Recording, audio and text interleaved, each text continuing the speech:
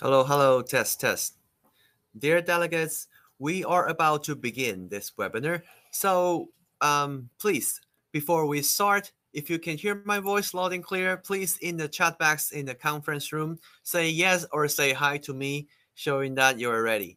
The event, this webinar will be started within 2 minutes. See you guys later.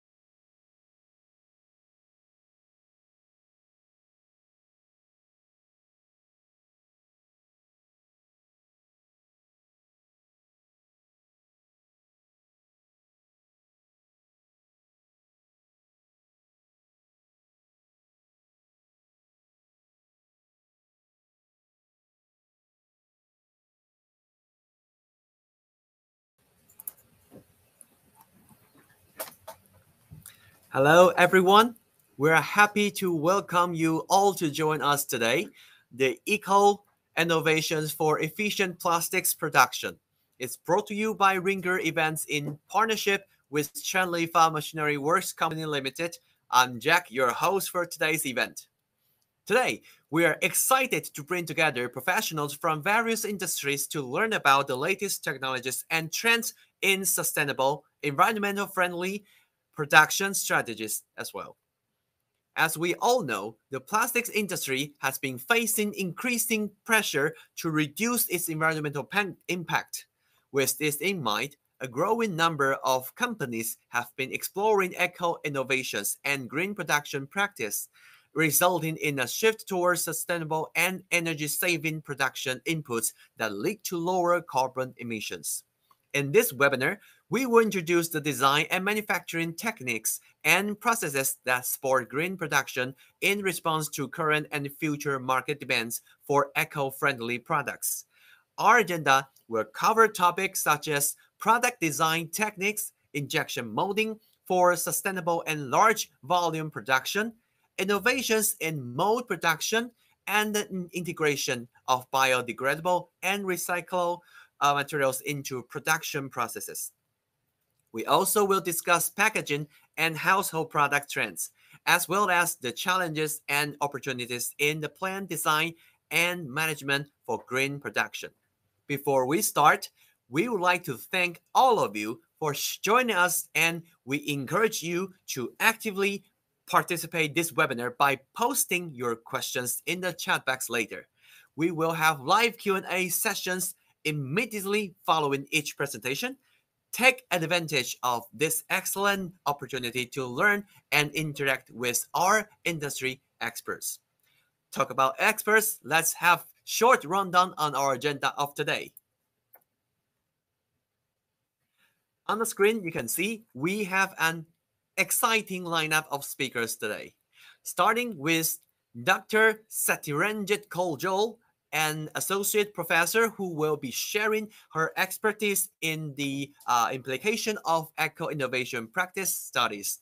Following her, we have Miss Jenny Ling, a market specialist, will be discussing the latest trends in eco-innovation for efficient plastics production. Next up is Wilson Pendika, who has many years of experience in plastics recycling and will be sharing his insights on how we can improve the condition of plastics recycling in Indonesia. Finally, we have Dr. Joseph Ross S. Hodgson, a well-respected figure in the packaging industry and currently the Vice President of the Asian Packaging Federation, who will be sharing his experience and expertise on sustainable packaging solutions. We are in for a treat today, so let's give a warm welcome to all our esteemed speakers.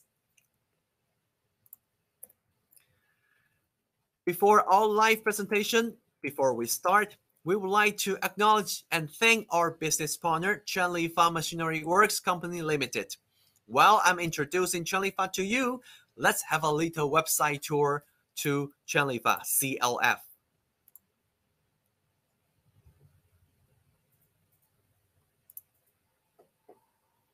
While I have this website tour, I will be explaining and introducing Chenlifa to all of you.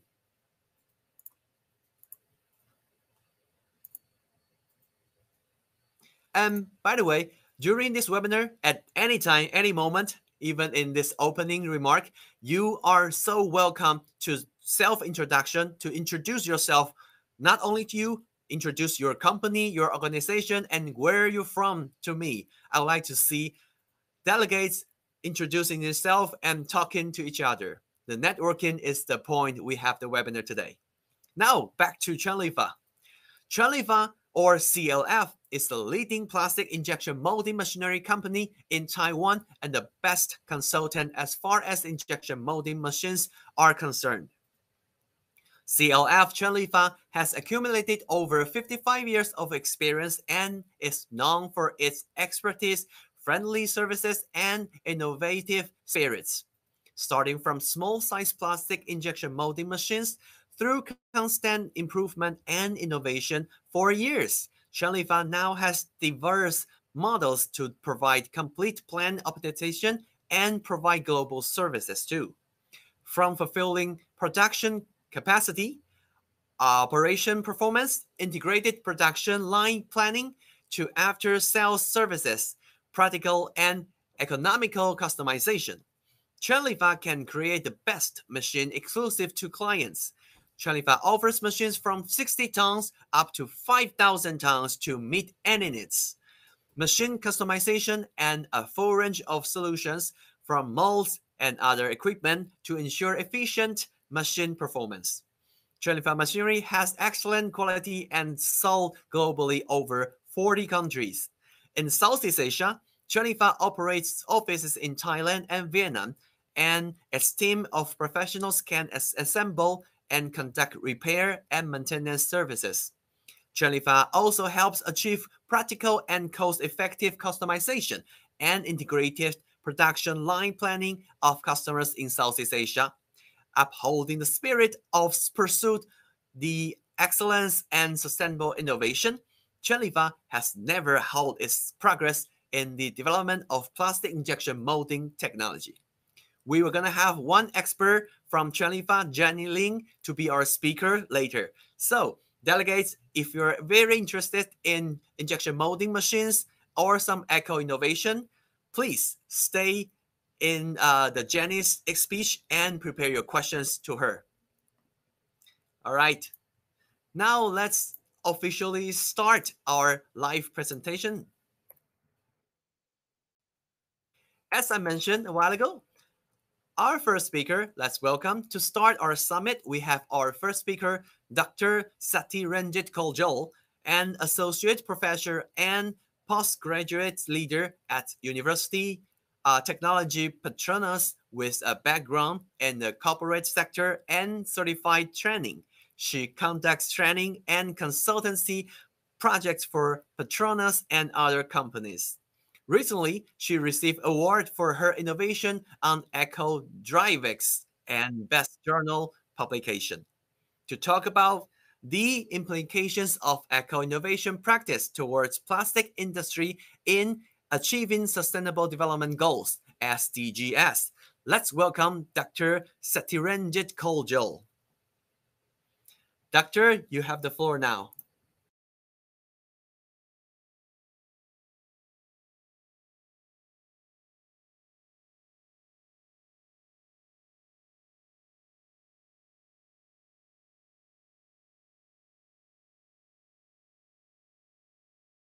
A very good afternoon, ladies and gentlemen. Firstly, I would like to thank Ringer Events for inviting me to be a speaker in your virtual conference titled Eco-Innovation for Efficient Plastic Production. Today, I would like to talk about an urgent and pressing issue that concerns us all is the environment. The title of my presentation today is on the implications of eco-innovation practices towards plastic industry in achieving sustainable development goals. As we all know, the world is facing serious environmental changes from climate change to pollution and resource depletion.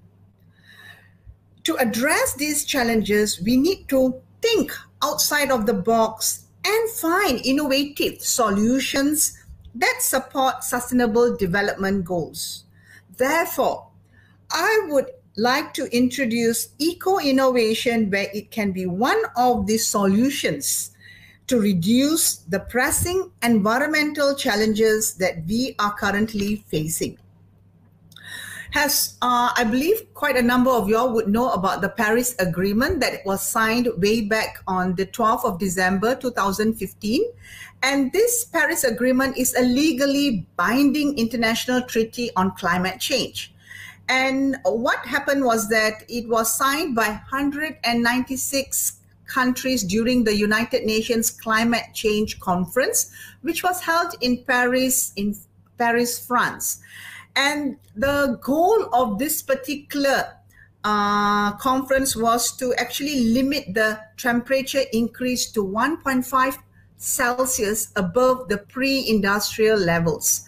And one of the things that is very critical is to limit global warming to 1.5 Celsius, whereby the greenhouse gas emissions must peak before 2025 at the latest. And we are hoping to see that it will decline 43% by the year 2030. So this was what the agreement that was made. And the Paris Agreement very much emphasizes on technological development and diffusion to improve resiliences to climate change and to reduce greenhouse gas emissions. And if you can see at this particular diagram that I would like to share with you, this report has been stated by the International Energy Agency greenhouse gas emissions in 2023 that basically the green gas house emissions are actually escalating from year to year. And we can see it's supposed to rise right up to 40,000 gigaton of CO2 that is expected to already emit in the year 2022. And if you were to look at the World Bank report in the year 2023, it clearly states that, when it comes to the global waste generation, we can see that basically the East Asia and Pacific countries are the ones that are actually having the most amount waste generation, and then followed by South Asia. And this is actually very alarming within our own region. And if you were to look at within the ASEAN here, we can see that Indonesia is the one that is having the most amount of plastic waste, that is 8.9 million, okay? And followed by Thailand, Vietnam, Philippines, and Malaysia is on the 5th position, followed by Cambodia, and Singapore is actually doing pretty well. It's at the level of 0.87 million. And then the one that is having the least amount of waste generation is Laos.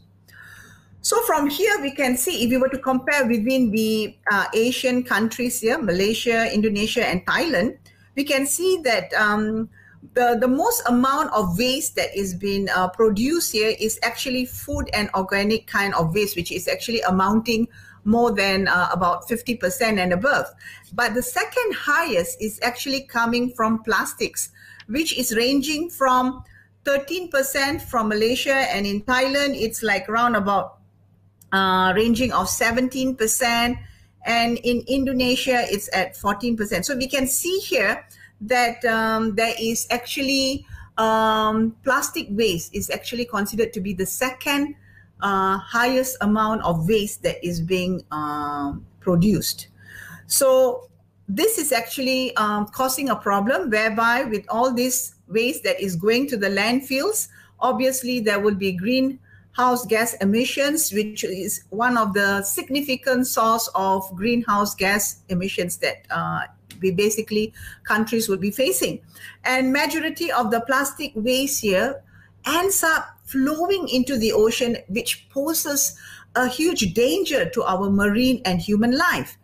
And what is very critical here, we can see that actually 80% of these plastic waste can be prevented if companies start going into circular economy, so that the plastic waste doesn't end up into the ocean. And one of the prominent ways to achieve circular economy is companies should go into eco-innovation.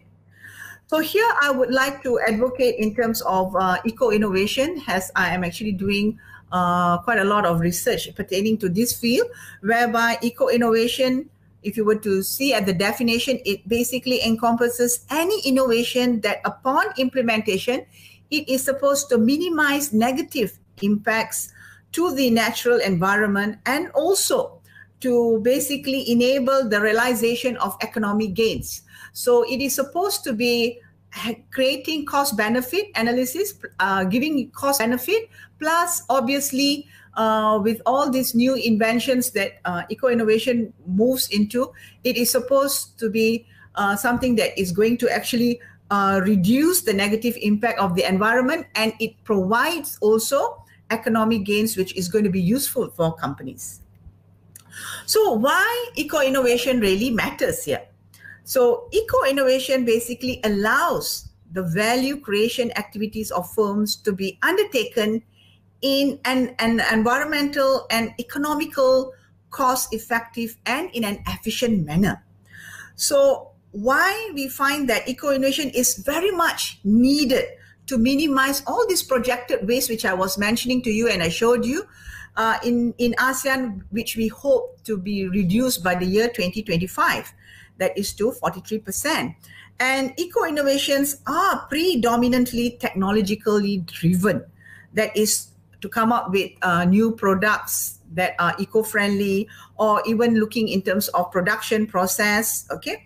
So example here could be like coming up with all this plastic waste, producing into pallets for construction, and also going into plastic waste can go into green energy, that is by conducting pyrolysis of plastic waste, and also could actually go into things such as converting plastic waste into synthetic fabric. So from here we can see that basically it shows that basically the waste amount is actually basically escalating from here to here, which is alarming within the ASEAN countries. And why it's critical for companies to actually move into eco-innovation? Why is it critical? So here we can see that eco-innovation gives you access to new and emerging markets, because when you are beginning to go into eco products, coming out with eco kind of things, therefore it allows companies to actually go into new markets such as in Europe, in America, where it is very much into going into green kind of practices. So here it allows our companies within ASEAN to actually, when they are moving into green, it allows them to go into new markets because their goods will be well received. And also it helps you to also increase profitability along the value chain, because when you are going into eco-innovation, you are going to lower your cost through recycling and also repurposing or going into reuse materials. So therefore you would be reducing your cost in the long run, but probably at the beginning you may have some initial cost to actually start off, but in the long run definitely there would be lots of benefits that you will receive.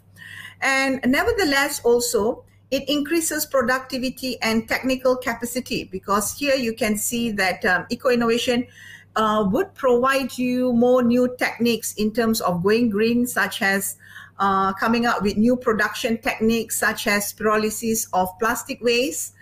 And also it will also provide you into going into basically attract investments. Okay, so when you are actually going into eco-innovation, you can attract investments by probably what I think will be very good is for the plastic companies to actually collaborate with other industries to actually sell their waste to industries such as, it could be the construction industry, it could be the textile industry, it could be industry pertaining to green energy.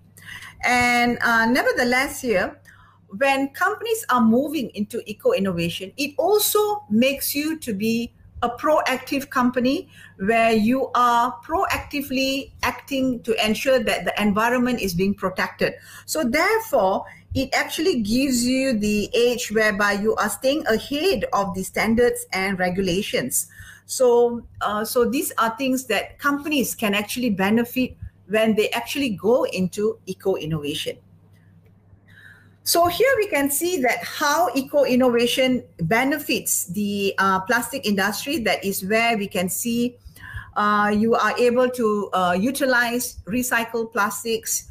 You will move into the direction of going into biodegradable plastics and also implement sustainable manufacturing materials. Whatever materials that you're using, you're going into sustainable materials, which are very useful, and it's also in a way will benefit the company because that will ensure that your whole value chain is actually going into green.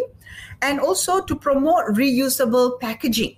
Okay, so instead of just a one use and getting it thrown and it ends up into the landfills, here you are also going to promote reusable packaging and also implement closed loop systems. So why closed loop systems is because whatever waste that you generate within the plastic industry could be a resource for other industries. So we do not want the waste to actually end up in the landfills and, you know, basically create more greenhouse gas emissions. So what is good is that it creates these closed loop systems, and we actually save our resources.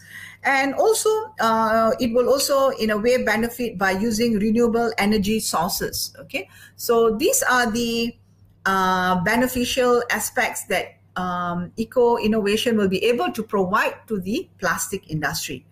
And when you are actually implementing eco-innovation within the plastic industry here, you are moving into the direction of developing biodegradable plastics, which can be an effective way to achieve eco-innovation in manufacturing by reducing the environmental impact of plastic waste.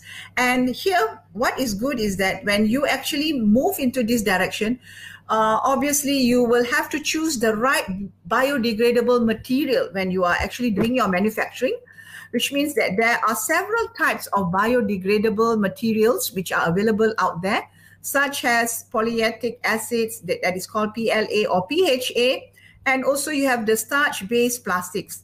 So each material has got its different properties and is suited to different applications. So it is important to choose the right material for your specific needs down here. And the next thing is that also, once you have chosen the right biodegradable material, next thing is to determine the right manufacturing process.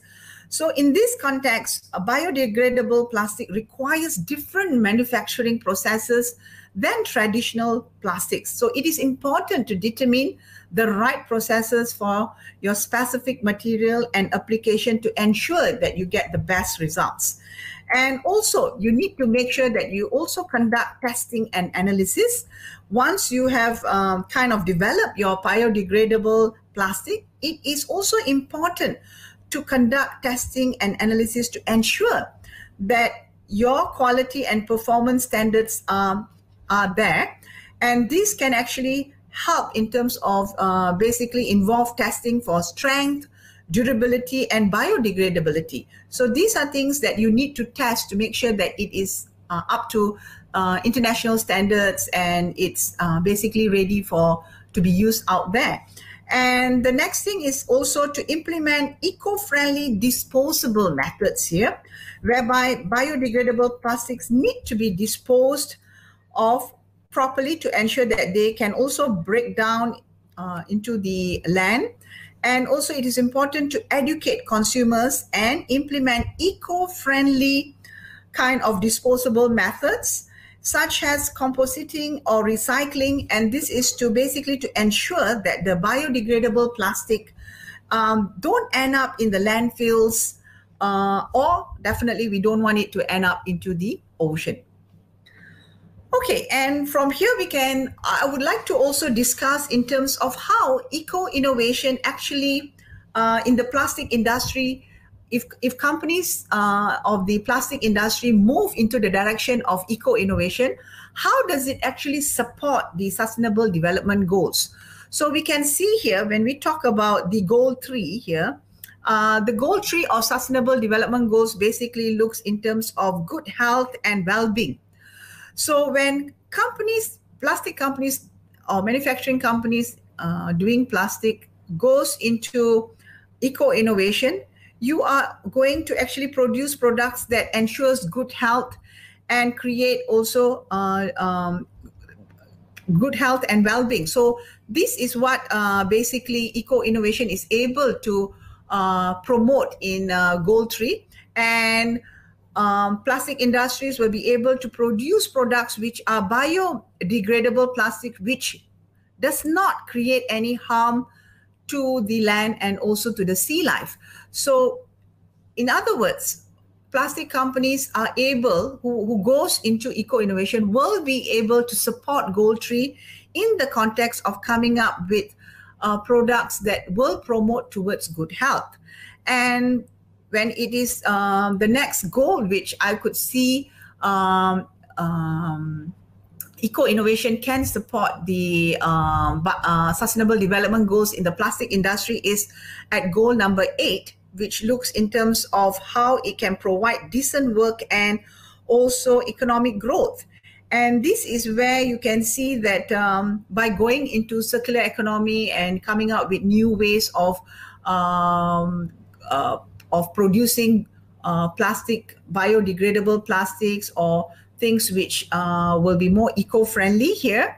So you are able to actually move into creating new jobs for eco products. Example, you are able to come up with green energy technicians, and also able to come up with for the construction companies, they'll be able to come up with coming up with green plastic pallets factories, which will be able to provide new jobs for people. So it is, in a way, you are promoting and actually supporting the Sustainable Development Goal 8. And the next goal, which also is being supported, is goal number 12 of Sustainable Development Goals, which is looking in terms of coming up with responsible consumption and production. So here we can see that when companies are moving into things which are eco-friendly, especially for this plastic industry here, you will come up with eco-labels and ratings, and these will actually encourage consumers to consume in a more responsible manner. And also, you will also, in a way, facilitate towards a responsible production, and where you are able to come up with reduction of non-biodegradable materials that will actually land up in the landfill. So you are, in a way, ensuring that there would be less waste that will actually land up into the landfills because of the kind of new ways of production, and you are doing circular economy. So it is actually reducing that kind of impact.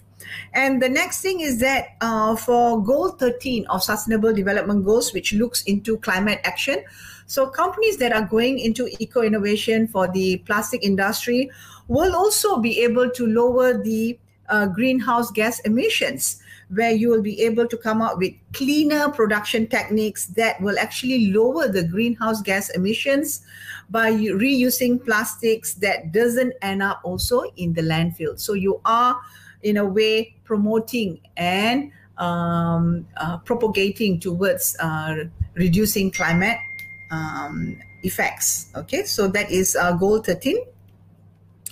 And goal 14 actually looks in terms of life below water. So eco-innovation practices for the plastic industry will actually ensure that the products that you're going to produce will be things that are going to ensure good health and well-being. And the items that you produce here will eliminate of plastic that will reduce harm to the aqua life. So which means that we will not have plastics which are going to be eaten by the fishes, which are going to be harmful.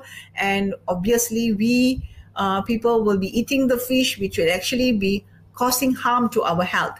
So by going into eco-innovation, we can reduce this kind of problems, and we can protect the life below water to ensure that that they are well protected. And the next goal is goal 15, and goal 15 basically looks into life on land. And life on land, by going into eco-innovation, also it would encourage consumers to consume more responsibly. And here you will reduce the hazard, which is actually in a way that is going to involve in terms of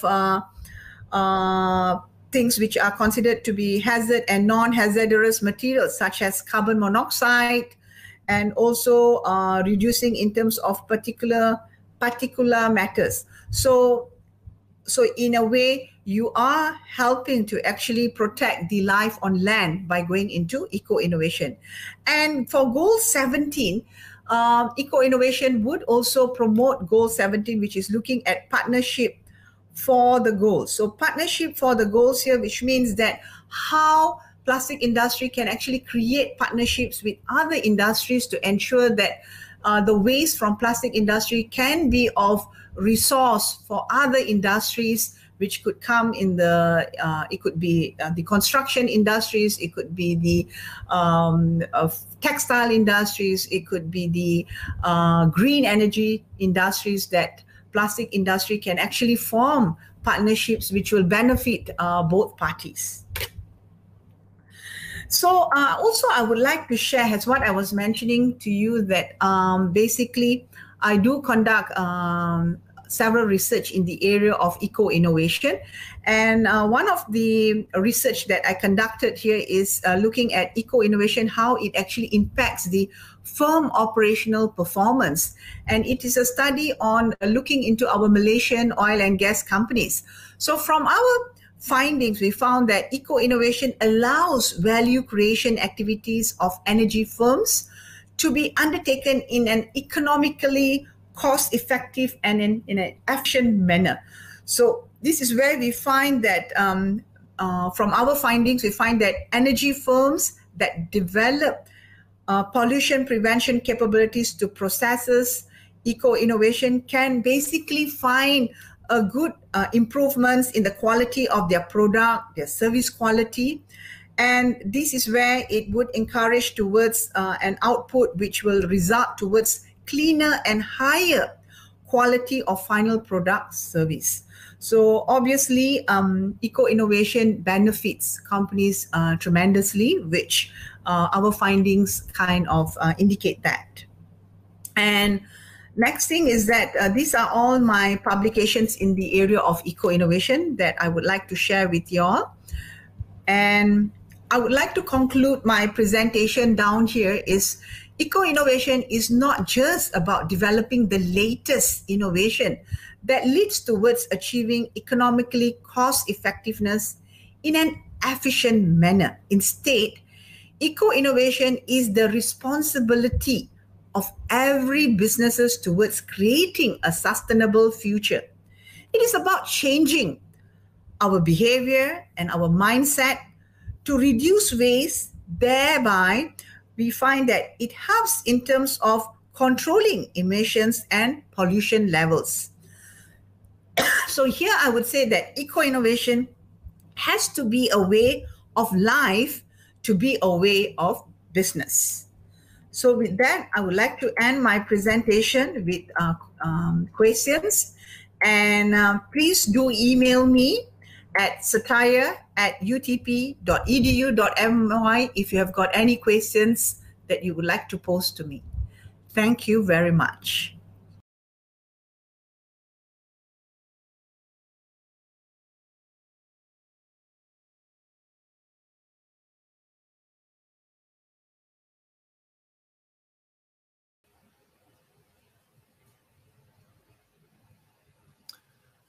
Thank you very much. Thank you very much, Dr. Satiranjit Koljol, for that interesting presentation. And delegates, I will share her contact information, the contact email, if you had a screenshot. I will share that in the chat box. However, due to some schedule change, Dr. Satiranjit Koljol will not join the live Q&A. I will pass those questions to her. I hope that you have further discussion. But however, delegates, you see Jenny Ling is in the chat box, right? So the next speaker is from Jennifer, Jenny Ling. She will be there for live Q&A, but let me introduce her first. Our next presentation is from the business partner, Jennifer, CLF. We will have head of marketing of CLF to talk about eco-innovations for efficient plastics production. Let's hear it from Miss Jenny Ling. Don't forget the Q&A time later after speech. The best webinar are interactive, so don't be afraid to participate and engaging with us. We're looking forward to hearing from you. Let's hear some solutions from Chanlifa.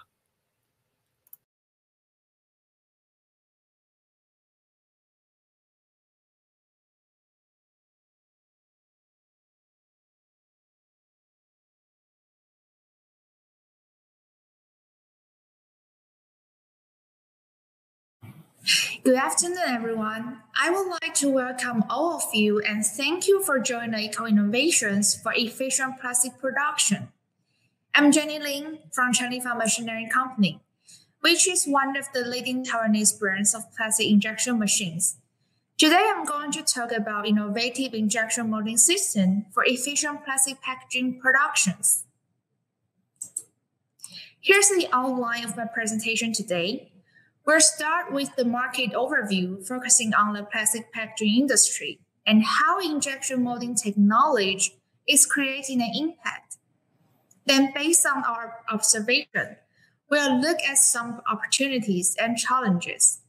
The third part will focus on CLF's best injection molding solutions for production.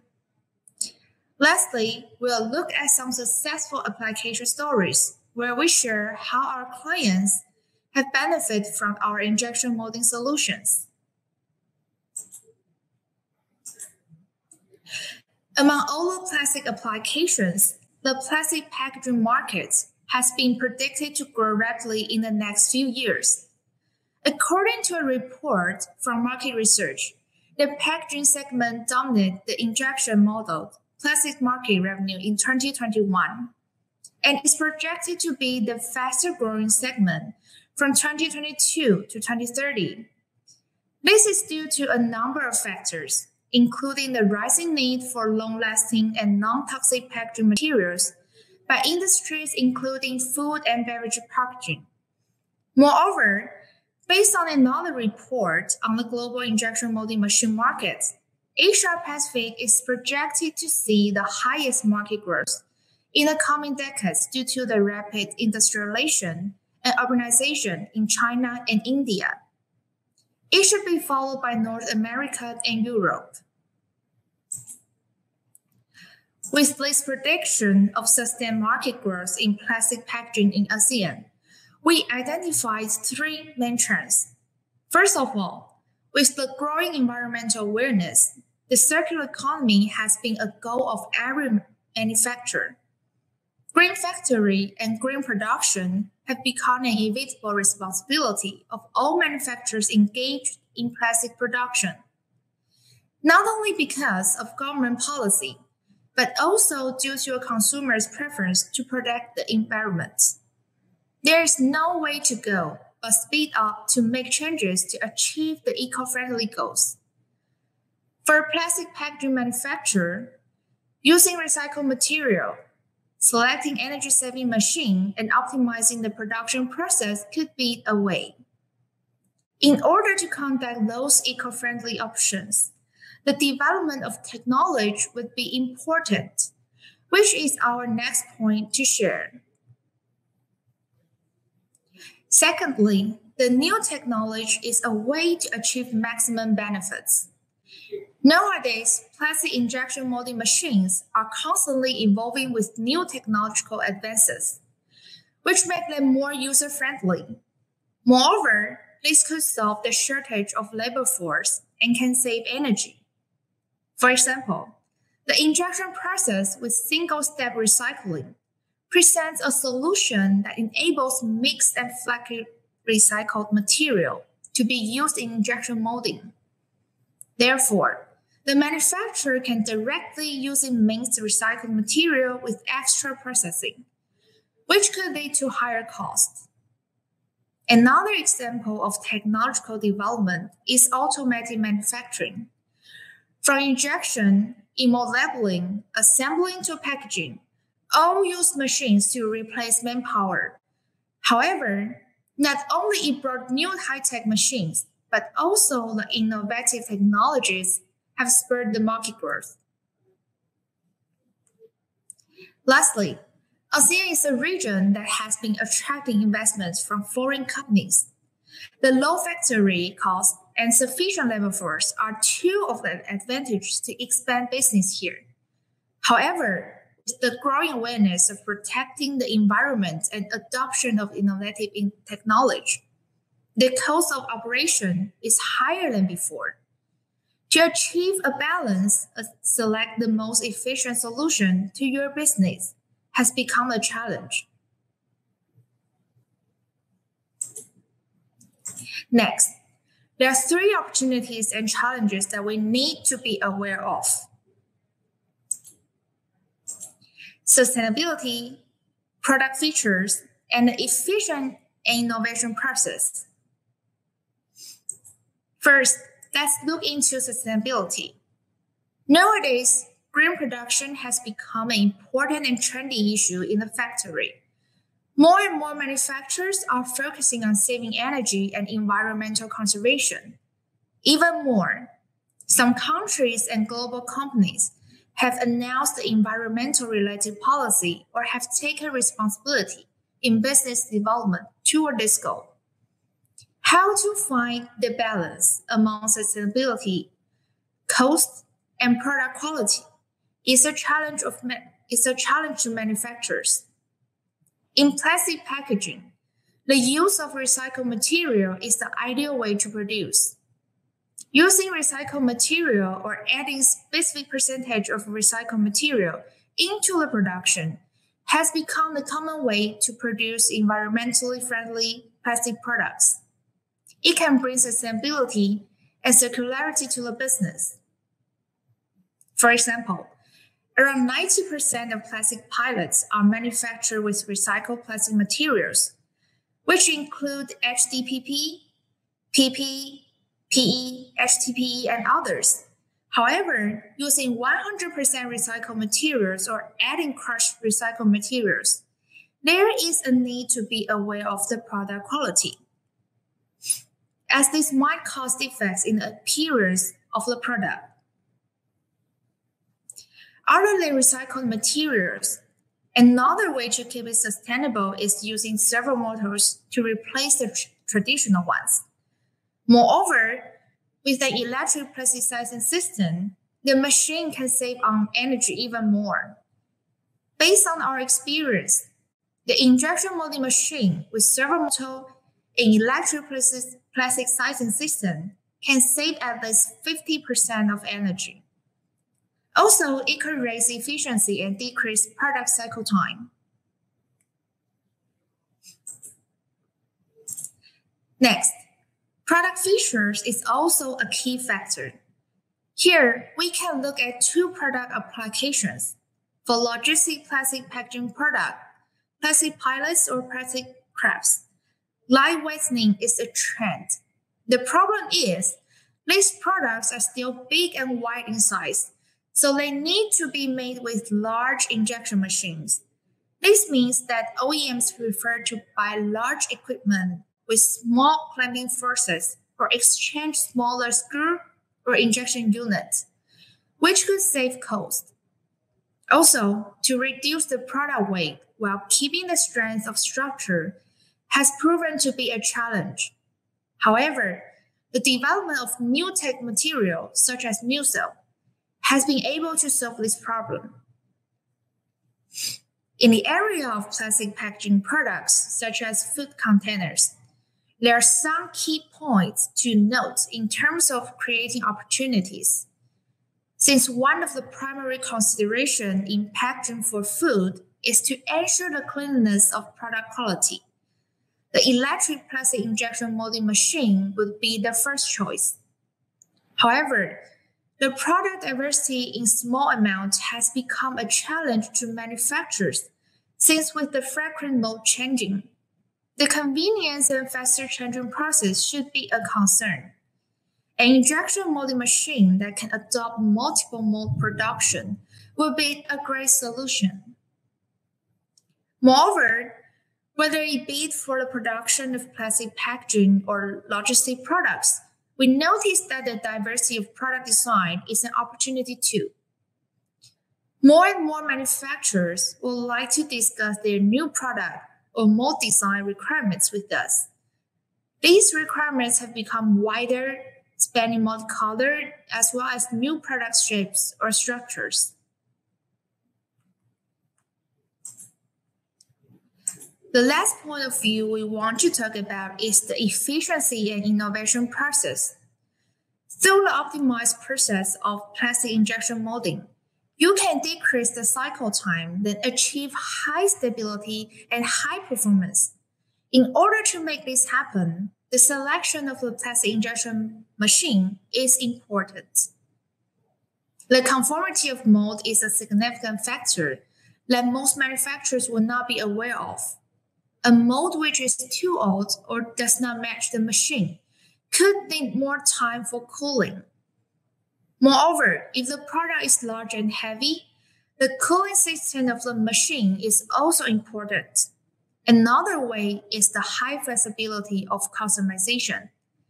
By adjusting the features, a customized plastic injection molding machine can be designed for higher performance, more durable, faster operation, quick mold changing, or more energy saving are the customized features that we have done.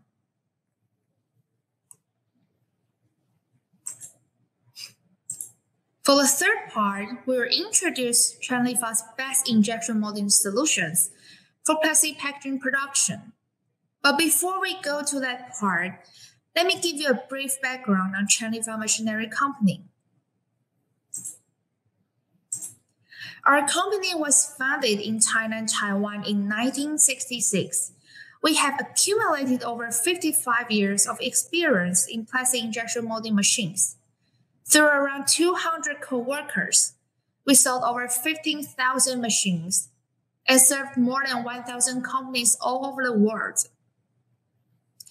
Here are some of our partners. With our experience and expertise in injection molding systems, we can help our clients in fulfilling target production capacity, achieve efficient operational performance, maximize economical customization, strengthen the planning of their integrated production line, and have access to excellent after-sales services. We insist on innovation. Therefore, we put a lot of efforts into research and development. We have designed over 8 different series and provided 60 to 6,000 tons of machines. However, as we talk about plastic packaging production today, our solutions have been benefiting makers because they enable highly efficient, increased precision, and customized production.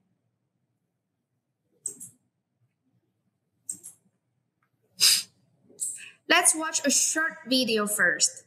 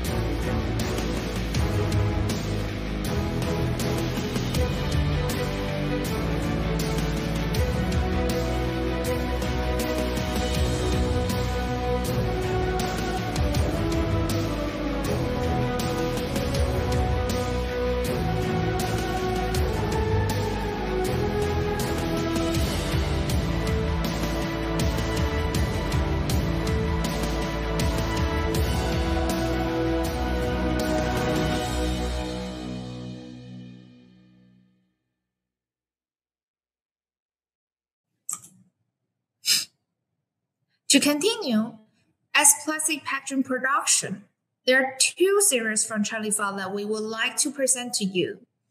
The TP2 series, which designed as two platen injection machine, creates more value on production. Its highly rigidity and stable clamping system reduces the deformation of mold. Through stress analysis, we ensure the structure strength. Besides, with long-moving platen to support the base, the clamping movement could be more smooth and stable. Also, it can keep the accurate degree of parison to avoid mold forward tilting. Then, with the special structure designed by CLF, the TP2 injection molding machine could give a better and faster process of changing molds. For those manufacturers who need small volume, large variety production, TP2 is their ideal choice. Due to its two platen design, TP2 can save at least 50% of space, which is good for manufacturers to manage their factory space. Also, a customized feature, changing mold by side, can help a large plastic injection molding machine in saving more space while the height of factory is limited. However, the flexibility of customization is a big feature of TP2. For manufacturers who ask for colorful products, TP2 could add a turntable and adjust to multicolor design. Additionally, for factories with limited space for molding from the top, TP2 provides the option to exchange the molds from the side, allowing for more space, as I just mentioned. Let's look at this 3500 TP2 as an example. It is a customized machine that features high precision, shorter cycle time, and energy saving. This machine produces plastic pellets. The weight of the product is 11 kilograms, and the cycle time is 90 seconds. Besides, it is capable of saving 50% to 60% of energy consumption.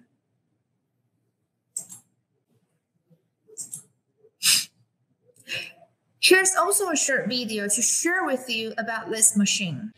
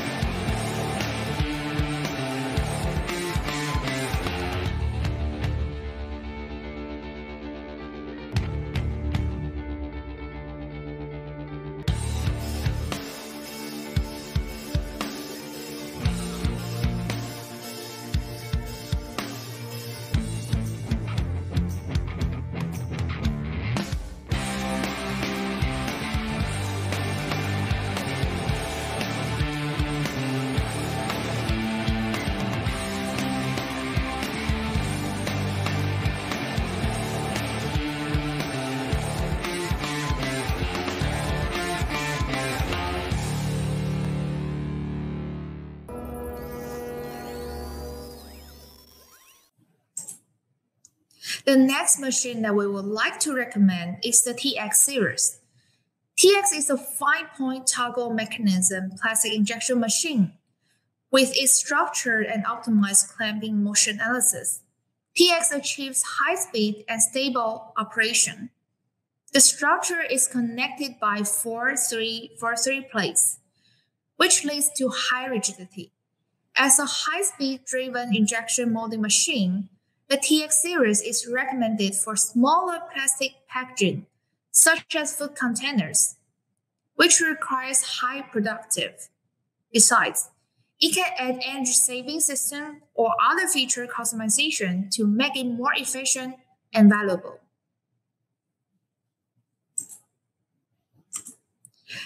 After the introduction on CLF injection molding solutions, I would like to share with you some successful application stories where we are able to meet our clients' requirements.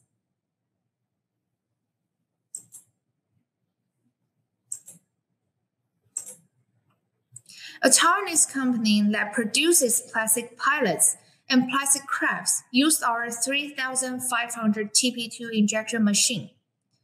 The company requested improvements to the cooling system design and a shortened product cycle time. Based on their needs, the design was adjusted to improve cooling efficiency.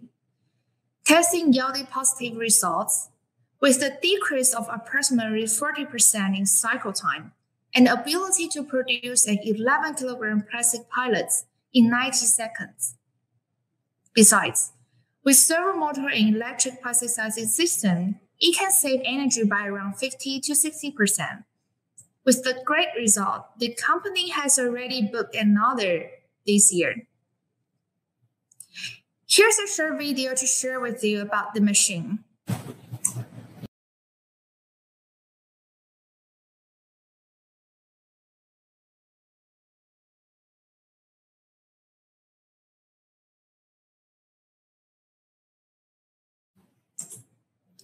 Another successful application story is a client from Thailand.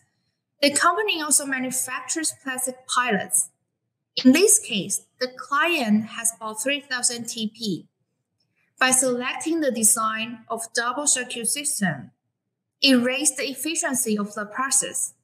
The double circuit system, through performing material loading and mold clamping simultaneously, can stabilize the material plasticity. Besides, due to a space limitation, our two-platen design machine is the right choice. Also, here's a short video to share with you about this 3000 TP machine.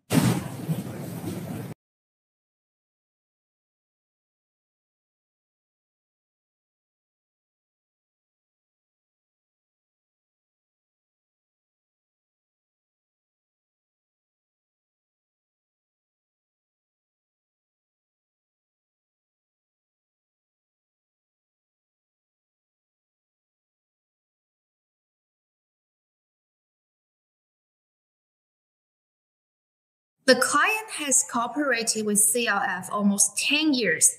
As you can see, there's another 3000 TP machine that they invest on for another product line. This Japanese client invests not only in Thailand, but in other countries in the ASEAN region as well, where it operates CLF plastic injection molding machines in its production plants. Here's a short video to share with you about the second machine in this company.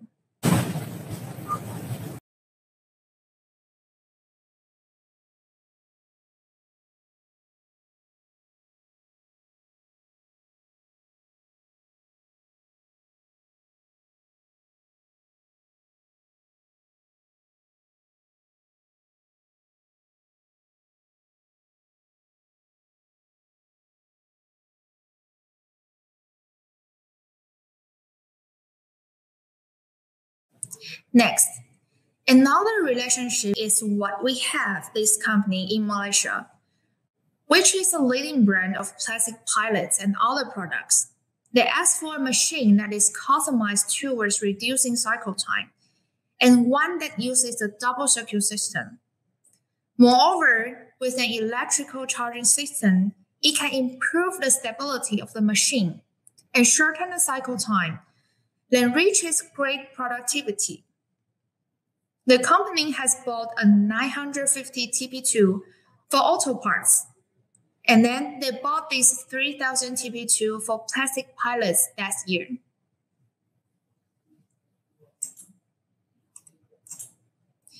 Another CLF client is a company from Vietnam that produces plastic cup caps. They wanted to build up a new product line with special product design. The cup cap is injected by two materials. Due to the features of material, the temperature of second shot should higher than the first shot. However, It could cost the combination of two materials and the color would also mix. To avoid high cost to customer, our R&D team finds out a new way to adjust the process of injection. With adjustment on our TW2R machine, it reaches a great result. From injection, automatic picking to automatic peeling, the whole production line has been completely integrated. The last example is from South Africa and is into production of food container, such as yoga cups. A common request for this kind of light and thin PET container is high speed. Moreover, our client also asks for automatic production. With accumulated experience of organizing diverse machinery models and related vendors, we not only sold the 285 injection machine to client, but also created an automatic production process to them. Therefore, the client has bought another 350TX machine in the following year. Now, it's been almost 10 years yet, the first 285TX machine is still running. These companies that I mentioned are success stories of clients who trust the excellent quality of CLF machines and production solutions. We have been cooperating and working closely with our clients to know exactly what they need, what they want to accomplish in terms of end product quality, so that we can design customized injection molding solutions to them. Okay, now I'm going to stop at this page before we enter to the last part. If you have any questions, you can ask later. We have the Q&A time, or after this meeting, you still want to contact us, you can scan the QR code or you screenshot this page for the information. Okay, so overall, our strength lies not only in the application of the latest technologies, but also in the innovations that we want to introduce to the plastic packaging products makers in order for you to benefit from the vast experience and expertise that CLF has acquired over the years. So this is the end of my presentation, and I hope everyone just screenshot the information. So thank you all for listening, and okay, bye-bye. Bye-bye.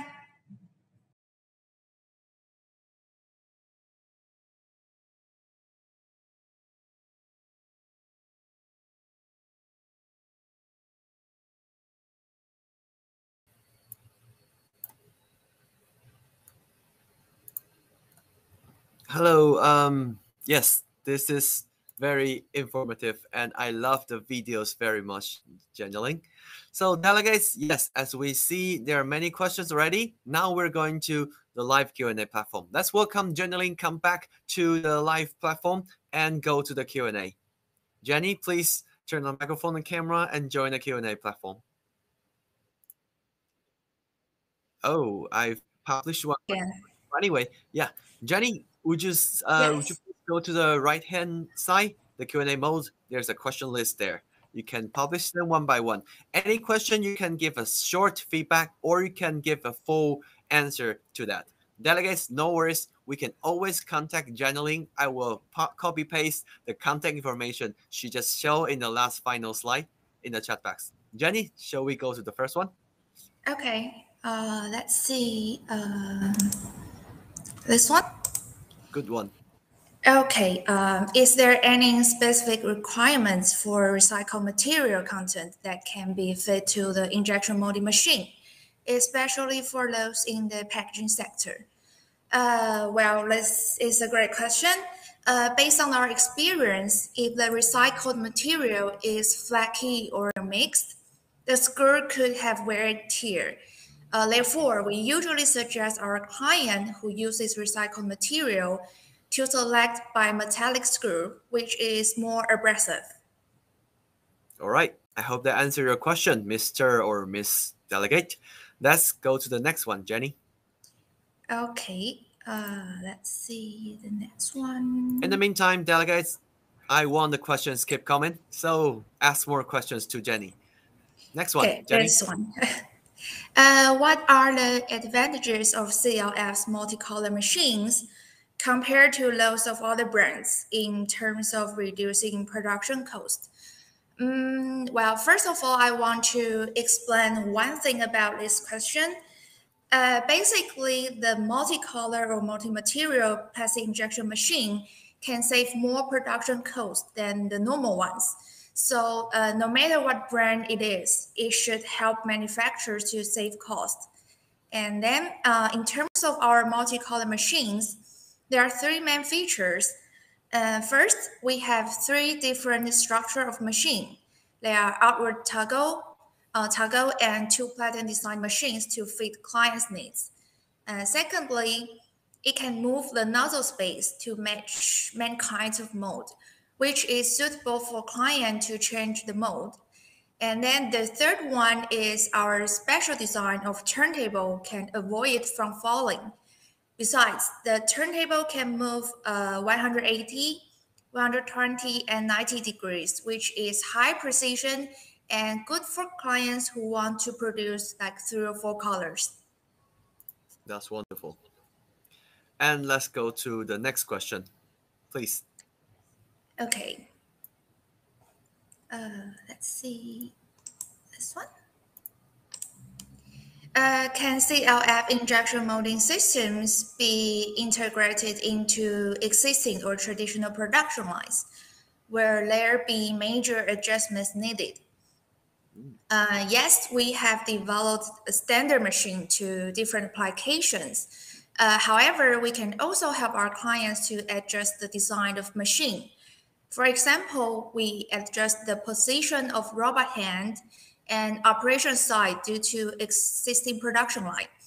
And if the height of factory is limited, we provide the option to exchange molds from the side instead of from top, which help client to save more space. And we also help client to adjust the cooling system, which I just mentioned in the presentation. In that case, it shortened almost like 40% of cycle time. So it is fine for CLF injection molding systems be integrated into existing production lines, but it depends on your needs to do the customization. That's wonderful. And let's go back to the question list. Let me remind you, Miss Jenny Ling, there are several questions keep coming up. However, due to the time limitation, you can take a look now and decide our next question will be our final one. So take your pick. Okay, let's see. Yes, Alan, I see your question. And other delegates keep asking questions. No worries. There are experts in the chat box, and also Jenny will answer the questions in the chat box too. Okay, let's go to the final one. How does CLF respond to customers in the ASEAN region or those countries? Are there service centers in several countries or technical support? Yes, CLF has service office in Bangkok, Thailand, and Ho Chi Minh City in Vietnam. And we have agency in many other countries like India, Malaysia, South Africa, and Mexico. No matter office or agency, they can all provide after-sales services to our clients, such as assembling the machine, repairing, or the regular maintenance services. So if you need more technical support, you can also contact our R&D team in Taiwan online or reach our ASEAN office or agency. They can support the communication. So even though this is the last question of today's meeting, if you have any question or you need more information about our machine, you can contact or visit our office and agency in ASEAN. Or you can directly find us through the contact information that I just put in the presentation page. So I hope everyone has screenshot the page. Or Jack, can you help me to put the website information into the chat board? Sure. Yes, I will do that. Delegates, just copy the information I post in the chat box. Now, before we say goodbye, And Miss Jenny Ling, please give us some highlights or conclusions before you end your presentation today, okay? Okay, thank you, Jack, for hosting today's meeting. And thank all of you again for joining the event today. To sum up, I have two highlights for you. For producing large plastic packaging products, our two-platen injection machine, TP2, is a valuable investment to you. If you are looking for smaller tons of machine with high speed and stability, then our TX series would be your best choice. So if you want to know more about our products, our machines, just contact us or reach us. Yeah. Yeah, and also don't forget, delegates, we have an e-boost for Chanlifa there at your left-hand side also on the e-boost page. So visit their booth and visit their product and talk to the experts from Chanlifa. And Jenny, please make sure you and your colleague like Isabel, right? Please Yes. answer and contact those delegates in the chat box who have interested in knowing more about Chanlifa. And for Okay. myself, from Ringer Event, we would like to have you in our future events as well. Bye-bye. Okay. Bye-bye. That's wonderful. That's for Jenny. And dear delegates, let's say thank you and say goodbye to Jenny. Now, let's go back to our presentation today. Above, we have two great speakers. So let's have a short time break. Okay, so let's take a look at the agenda. We have a little delay, so what about let's have 5 minutes for the break time and networking. Is that all right? Let's come back at Singapore time, 3:18. Okay, 3:18, that's right. After 5 minutes, please use this time, take a short break, go to toilet, or visit Chanlifa's e-boost right now. And in the meantime, also I would like to see a lot of people introduce yourself and also talk to each other through private chat or in the chat box too. I'm Jack. See you later in 4 minutes.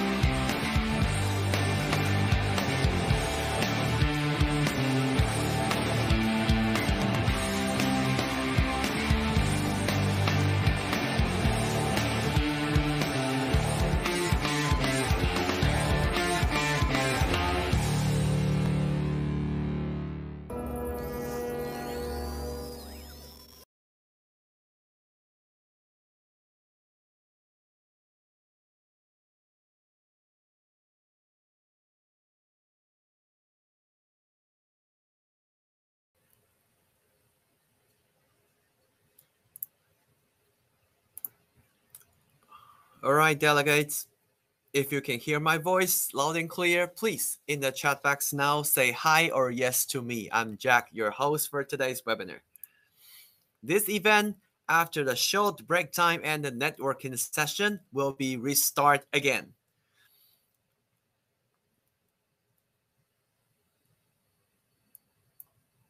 I'm also in the chat box too, so during other speaker session, you can also talk to me in the chat box. So as you see on the screen, that's the agenda. Let's welcome our third speaker for today. I'm still waiting for delegates to reply to my yes and hi. Okay, I'll begin anyway. I hope you can, say hi to me later. Our next speaker is Wilson Pandika. Wilson is our old friend. He has over 12 years of experience in plastic recycling, especially in polyethylene recycling. He is the Secretary General of the Indonesian Plastic Recyclers, a non-profit association improving plastics recycling in Indonesia, and is also a director at Pan Era Group, developing premium quality recycled resin to meet the challenge of multinational companies. His topic today is integrating recycled plastics into the production process. And Wilson Pandika is also here ready already in the chat box too. So delegates, don't forget to bring your questions to him. He will be there answering all your chat box questions. So Mr. Wilson, you may have the floor now.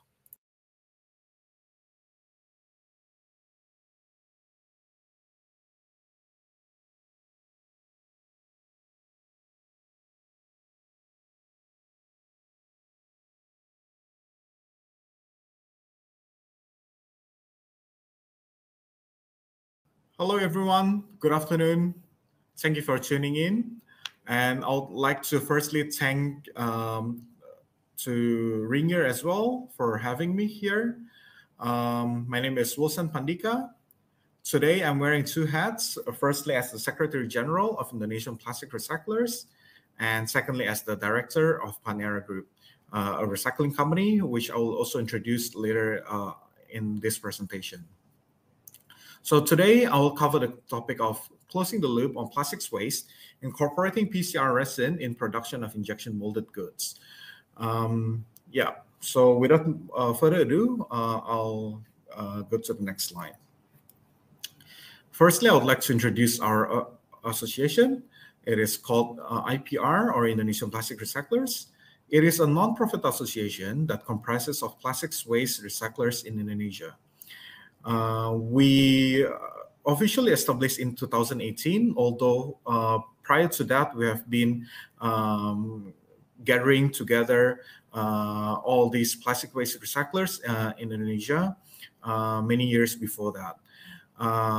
And our aim is to implement a circular economy model and principle in the plastic recycling sector. And at the bottom of your screen, you can see just a collection of our activities, our past activities. Here is our vision and mission statement.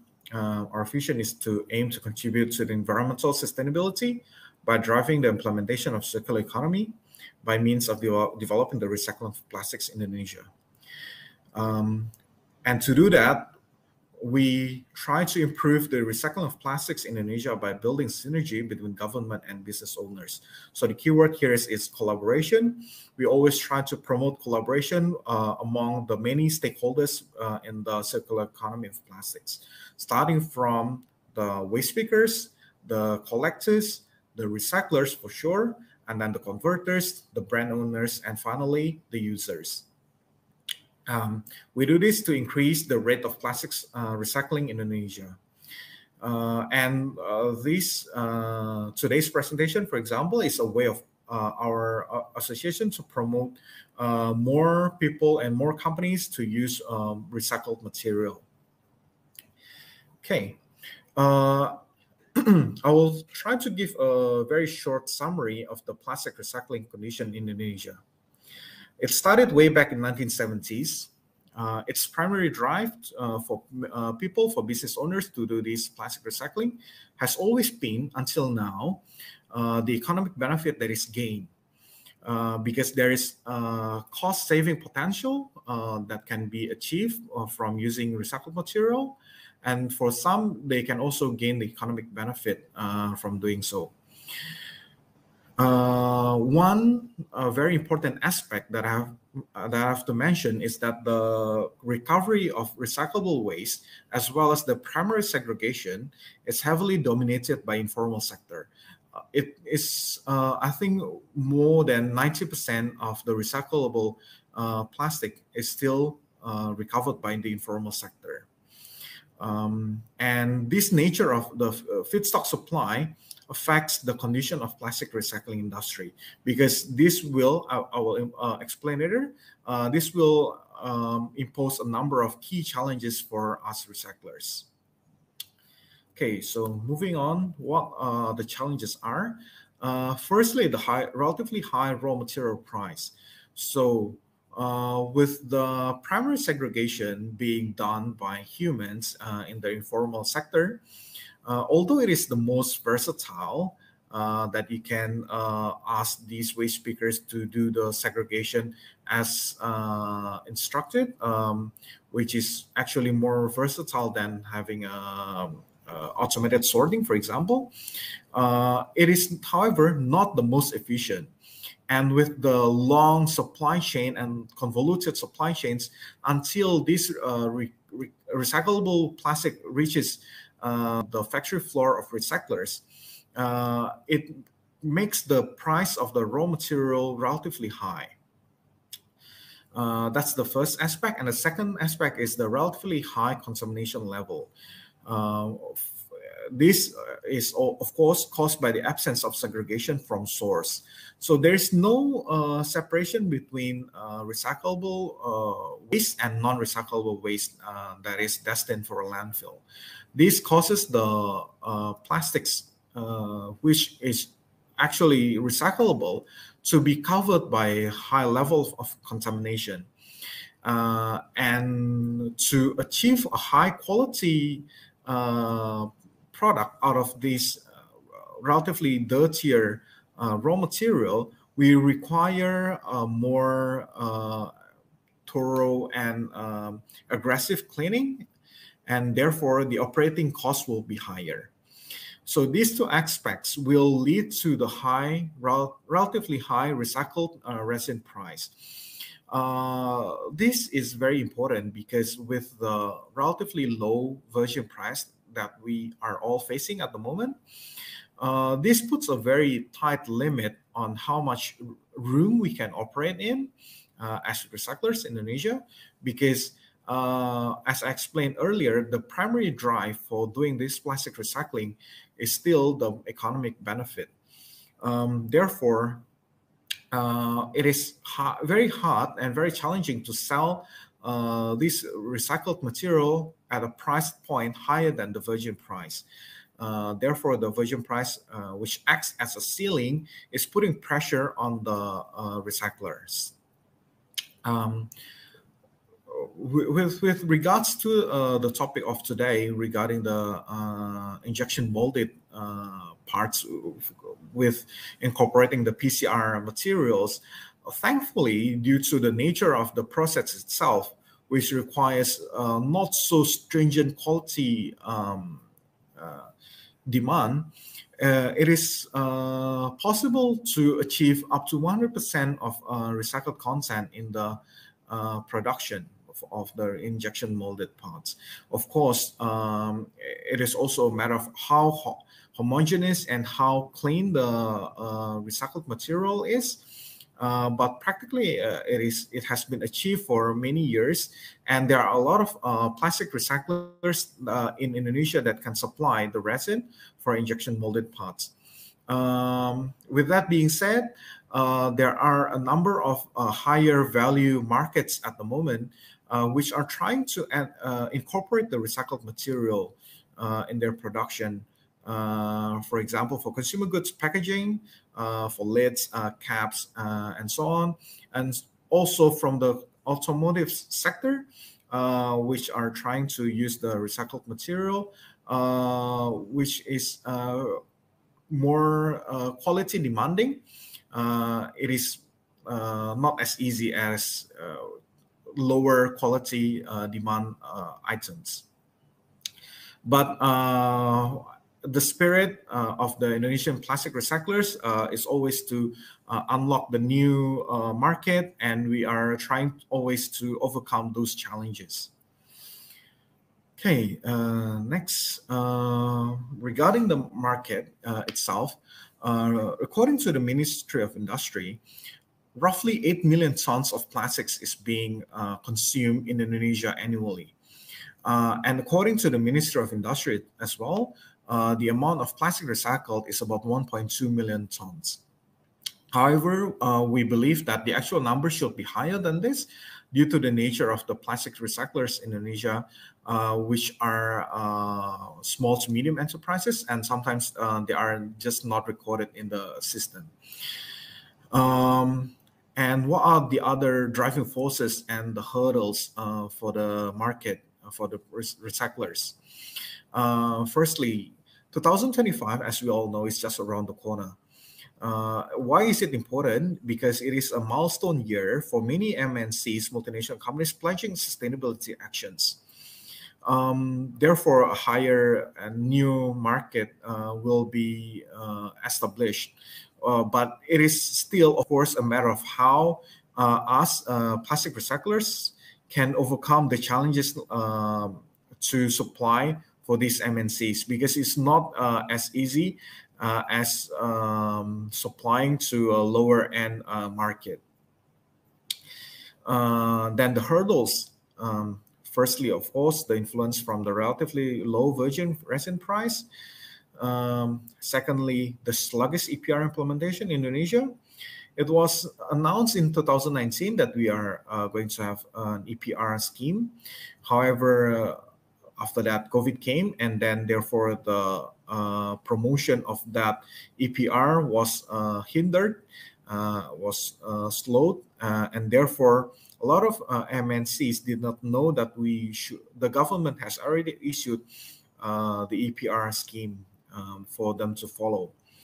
But we are at the moment as well, together with the government, with the Ministry of Environment, to promote the EPR to be implemented by the brand owners.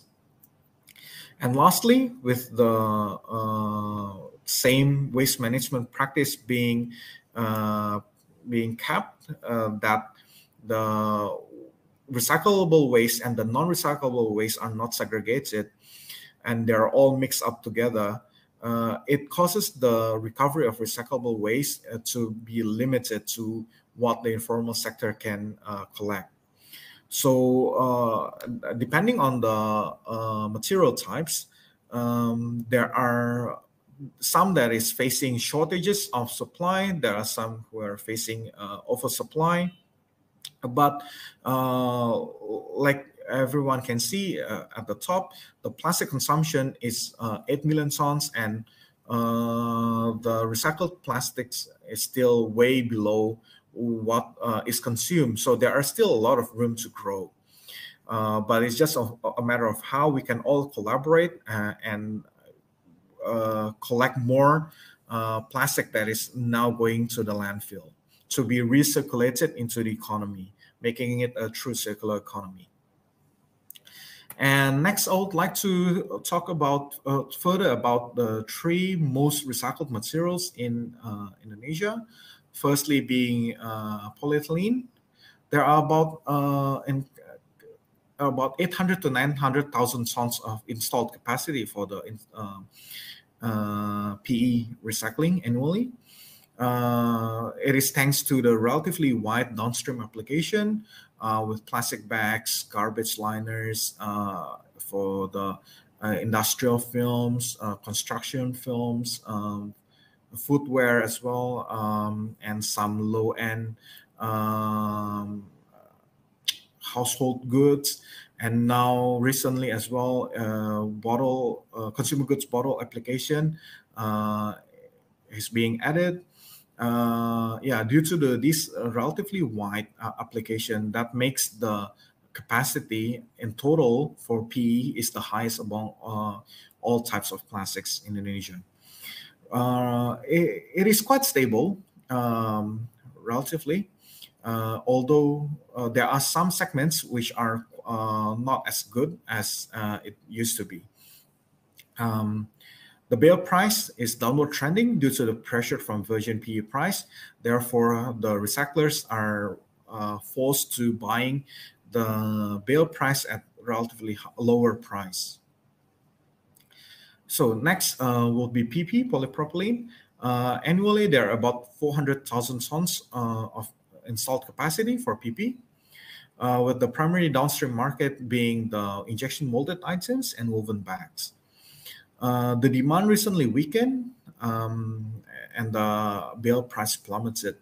Also due to the virgin PP price that is quite low, as well as the demand, which has not picked up since the Eid al-Fitr holiday. And lastly, PET, which is making the headlines quite recently because a couple of these new capacities are being launched.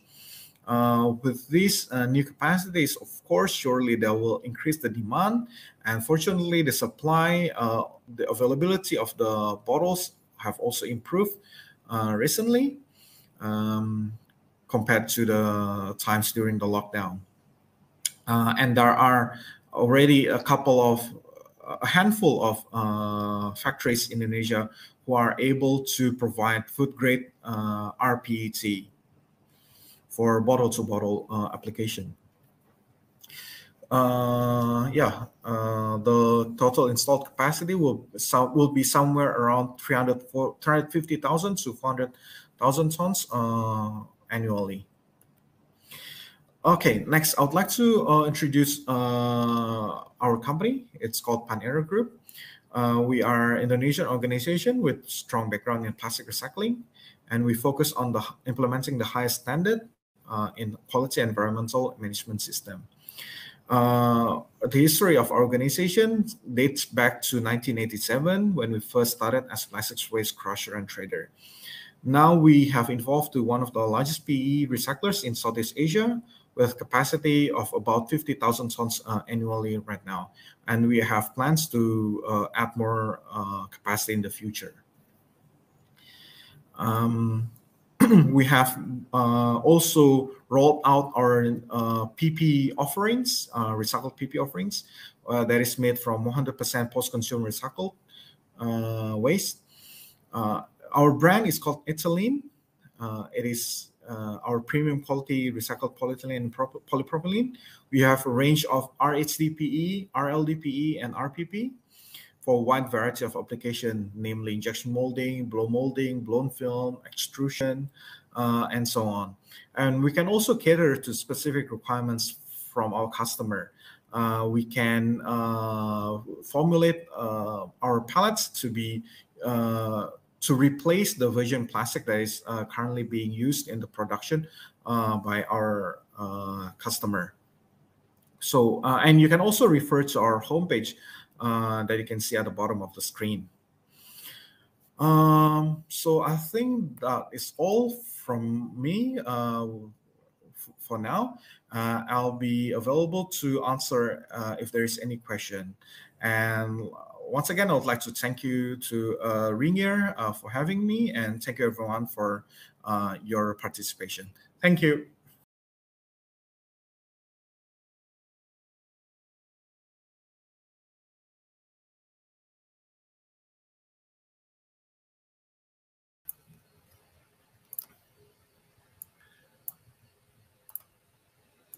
Well, not so fast, not so fast. Mr. Wilson, yeah, do you hear my voice? Yeah, I do. Okay, let's have some live Q&A first, okay? Let's go to the platform of live Q&A. In the chat box, in the right-hand side, do you see the Q&A mode?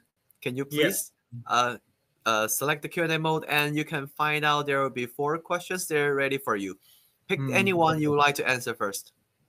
Yeah, I'll start with this one first. So Does Indonesia give any carbon credits for plastic recyclers or industries using recycled products? Unfortunately, that is not the case yet. There has been some talks, not on the carbon credit, but on the plastic credit topic. But I don't see it happening anytime soon. So it still needs quite some time to get it finalized and implemented. Okay. Then do I just click on the next question? Yeah, please. Yes, Yeah, just okay. go to the next one, please. Okay. Next question. Do you have separate recycling of plastics from municipal solid waste like India? I'm not really familiar with the condition in India, but I would suggest that it will be quite similar, considering both Indonesia and in India, we are falling into the developing country category, and I believe that the primary collection of recyclable waste in India is still also reliant on informal sector. If I'm not mistaken, the terminology is called kabadiwala, if I'm not mistaken, where the junk shops where people collect the recyclable waste and then sell them to recyclers. So yeah, in fact, there is no segregation of the municipal solid waste from the recyclable waste, and that is also that is causing one of the main challenges for us recyclers in Indonesia. Okay, then Right. I've been busy because there are several coming up questions. So take a look first. Okay. Is REACH compliance sufficient to use for food contact materials, or it must be FDA certified? That all depends on the regulations of each country. In Europe, for example, they require, in general, REACH certification to import the waste from Indonesia. And for food contact, they will require EFSA, European Food Safety Authority certificate. In general, I would suggest to have the FDA certification for food contact application. Although REACH is that shows the analytical results of whether the PCR, the recycled, contain any potentially hazardous substances. But I will recommend to have both REACH and the FDA. Next, All right. hello Wilson. Next Do you one, please. export recycled pellets? Hello as well. Yeah, we do some export. Although currently the local market in Indonesia is still quite good. But yeah, we do export recycled pellets, and we have various certifications to support the needs of our customers. And perhaps you can reach me as well after this, so we can have more discussion. All right. I would like to announce that due to the time limitation, next one will be our final question. So Wilson, Okay. pick the final question to answer, All right. please. Yeah, this one will be very short as well. I'm interested to import RPP. Can I get your contact information? Yes, for sure. I don't know how to. I think I can post that in the delegate area, right? The contact information. Of course. Yes. Or you yeah. can type it here. I can post it for you too. It's fine. Yeah, both Okay. way. Yeah. All right. Thank you. All right, so that's the end for answering the last question, right? Before we go, would you like to give some highlights or conclusion, Wilson? Yeah. The now is currently exciting times for plastic recyclers in Indonesia, because not only we are facing constant challenges of doing this recycling business in Indonesia, but this is the time of change at which a lot of multinational companies are trying to incorporate recycled material in the production of their packaging. And we as Indonesian plastic recyclers need to answer that quality challenge in order to allow the circular economy of plastics to happen. And there are already many success stories, both in locally in Indonesia and in the region. And I believe everybody is excited to move forward to drive this transition towards a circular economy. And I think that will be all from me for now. And I hope to link up to everybody here to have further discussion after this. Yeah, due to the time limitation, I have to announce that's the end for Mr. Wilson's speech. However, Mr. Wilson, I just also text you the login information. You can go to the chat box and share your contact information with all the delegates. And delegates, you can have further discussions with Mr. Wilson as well. So I hope I can see you once again in our platform. Thank you. Bye-bye. Thank you. Bye-bye. Thanks for having me. All right, delegates, let's say thank you to Mr. Wilson. And in the meantime, we will go to our final presentation today. All right, the next speaker is Dr. Joseph Rose S. Hodgson. Joseph Rose is currently the first vice president of the Asian Packaging Federation, an international organization founded in 1979 in Tokyo, Japan, a director and past president of the Packaging Institute of the Philippines, a director and vice president of GS1 Philippines, a board member of the MMDA Solid Waste Management Board, board of trustee of the National Defense College of the Philippines Alumni Association, and currently the president of 23 RML Builders Incorporated and Greenland 23 Inc. Company. So his topic today is packaging design trends for consumer products.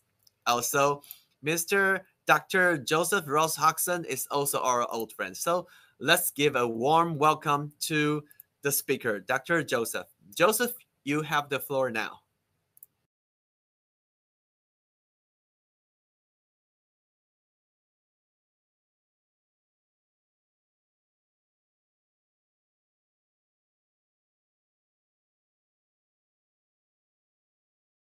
Good afternoon, everyone.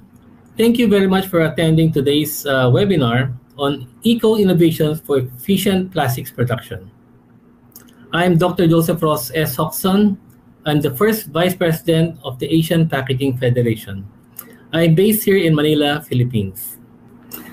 This afternoon, I will talk about packaging trends and designs for consumer products. Now, recently, this was in the Business Intelligence News. Plastic packaging projected to maintain share of packaging space. And packaging of plastic is here to stay across global categories and is even expected to increase in use by 2024. The packaging industry is changing rapidly in response to consumer values, technological advances, and material innovations. In 2023 and beyond, these trends are expected to focus on sustainability, technology, minimalism, and personalization. So let's tackle this one at a time. Sustainability. Sustainability will be the key as consumers look for more environmentally friendly solutions, while technology will enable brands to create smarter, more interactive packaging. For example, this bag from H&M, it eventually turns into a clothes hanger. So these trends, consumers are becoming increasingly aware of the environmental impact of packaging, and they are looking for brands that use eco-friendly materials and practices. Here's another example. This cardboard wrap plastic container. The cardboard wrap can easily be separated from the plastic container before disposal. In this way, recycling is much easier and faster because you can separate the carton box and probably it's a PP or HDPE plastic ready for recycling. Brands may also experiment with packaging that serves multiple purposes, such as packaging that can be repurposed as a planter or a storage container. Also like this one, these plastic containers are made exclusively from recycled fish nets retrieved from oceans worldwide. And keeping those affected at the forefront of the design, the label features dedicated illustrations depicting the various creatures in need of our protection, emphasizing the importance of sustainability in the marine life. And, Asia is one of the highest marine litter contributors in the world. Now, for technology, there are several reasons why consumers are becoming increasingly aware of the environmental impact of packaging. One reason is that there has been a growing movement of reduced waste in increase in sustainability in recent years, and this has greatly emphasized on eco-friendly practices in all categories, including packaging. Now, for example, integrating a QR code on your food packaging, you can redirect your customers to online information about your product and also of your company. You can print a video QR code along with your packaging that will show them a video about the manufacturing story of your product. Also, second-generation QR codes, like the near-field communication, RFID, Bluetooth Low-enabled energy, and electronic printing innovations mean that scalable traceability, security, and supply chain monitoring solutions are economically viable and implementable, and that the same packaging can also provide valuable information and experiences to the consumers. Most of the barcodes right now are migrating already to QR codes. And GS1 is also in the forefront of this transition because there are more informations now that can be inputted or placed inside a QR code.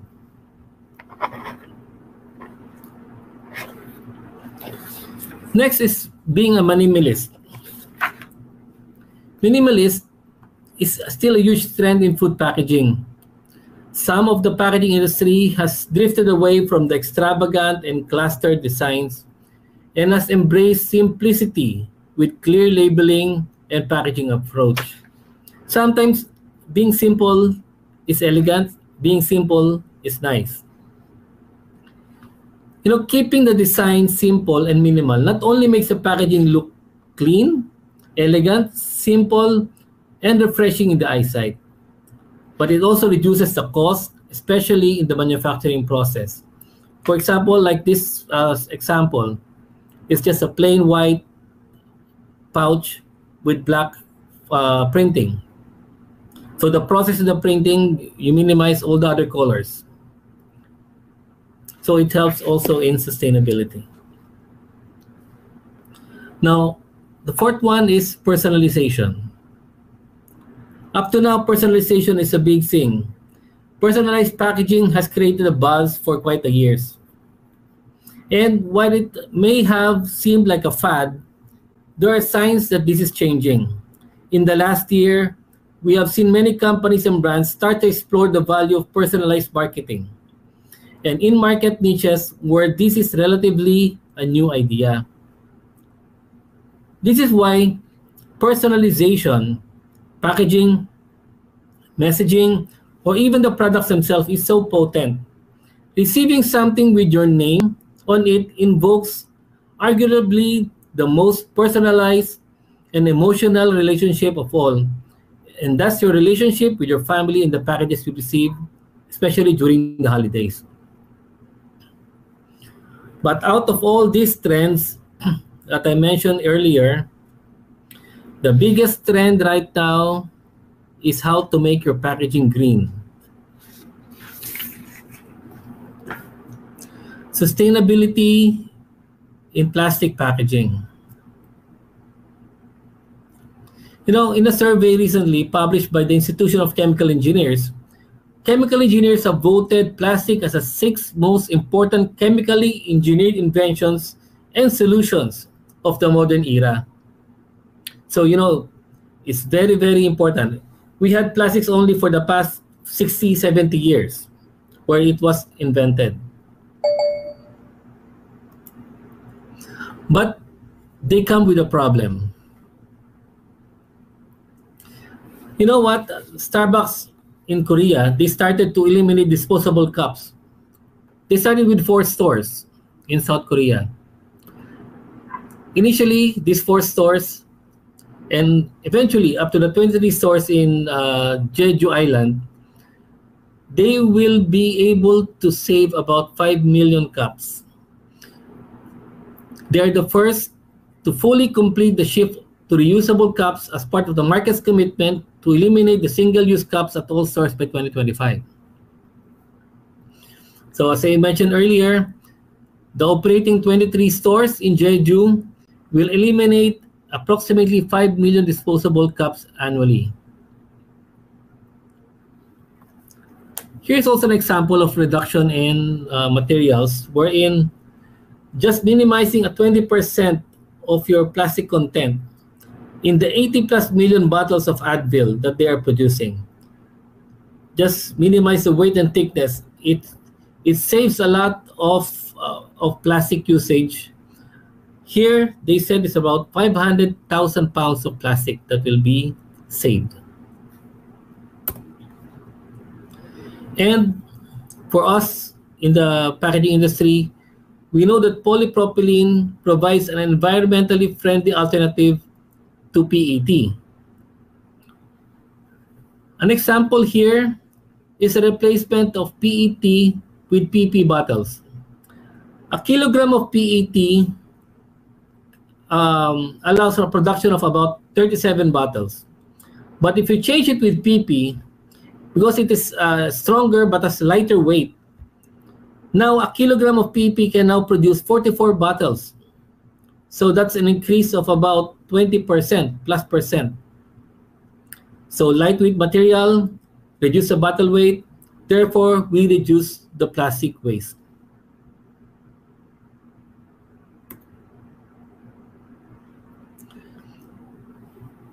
Taking a look at this sample, this is from PepsiCo. A Frito-Lay division launched an industrially compostable bag for its Off the Earth Path brand.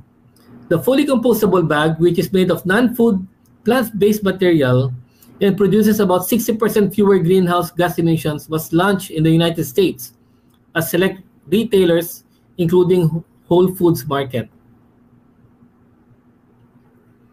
Also, Unilever launched their first 100% recycled and recyclable plastic bottle in Colombia. Another step towards making all their plastic packaging reusable, recyclable, and compostable globally by 2025.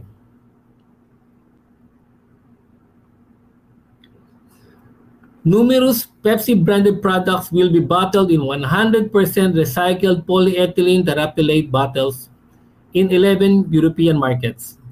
And PepsiCo estimates that the change to 100% rPET bottle will lower greenhouse emissions by about 30% per bottle.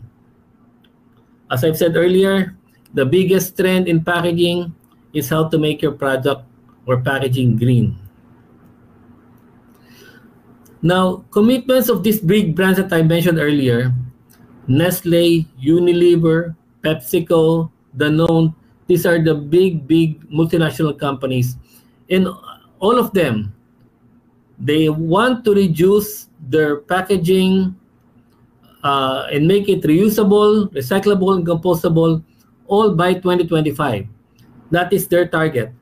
It's a very big move by these multinational companies, but we are happy that they're doing something in the right direction.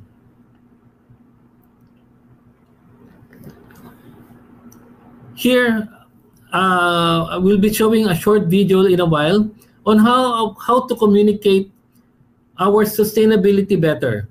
We have to communicate the things that we do to our consumers so that they can have a wise choice in choosing our products off the shelf.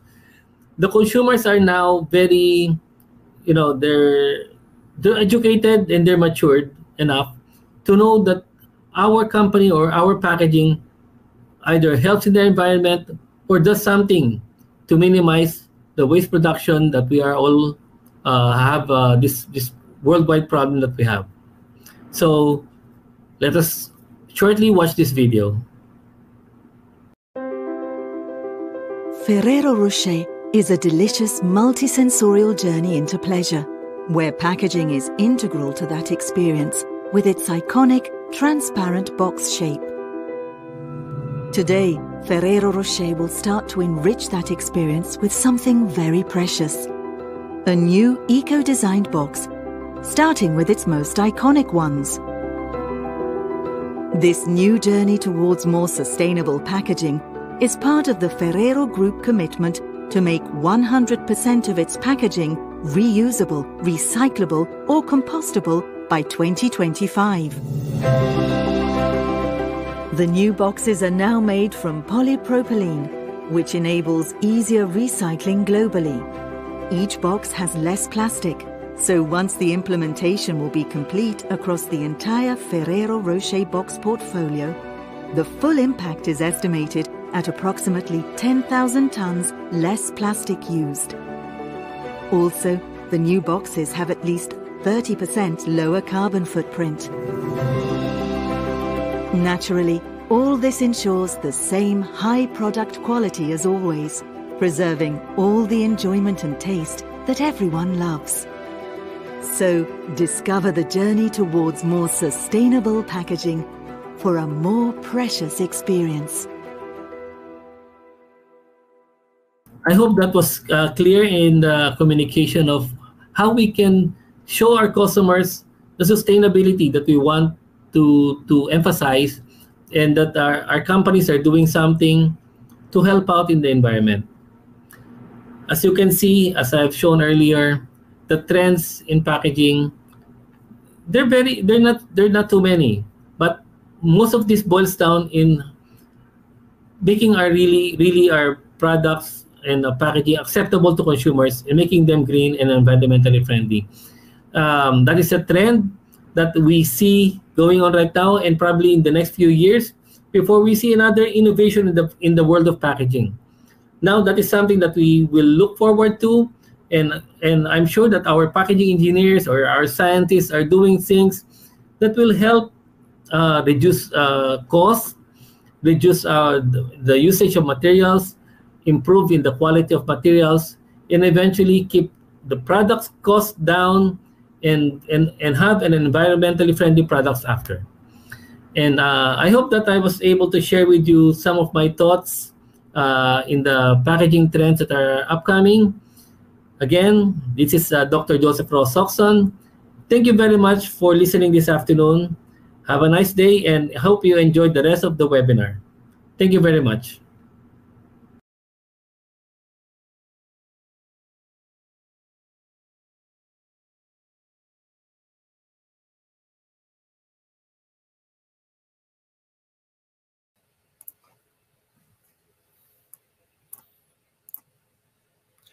Well, delegates, during the last video that Mr.